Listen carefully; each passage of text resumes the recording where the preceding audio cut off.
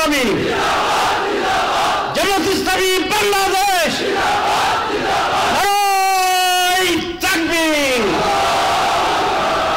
এই বাংলাদেশ জামাত ইসলামী ইসলাম প্রতিষ্ঠা চায়, রাসূলের আদর্শ প্রতিষ্ঠা চায়, সাহাবায়ে কেরামের আদর্শ প্রতিষ্ঠা করতে চায়।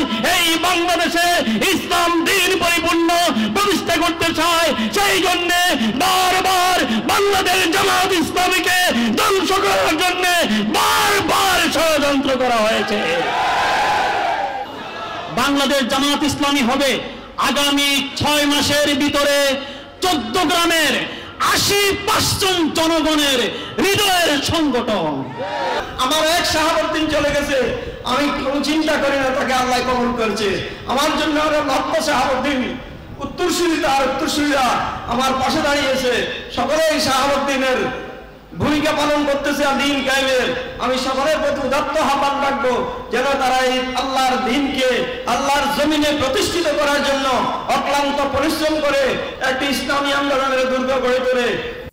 আমরা এসেছি রক্ত ভেজা পথ মরুময় প্রান্তর পেরিয়ে, দুর্গম গিরিপথ সাগর বনানি উদ্ধত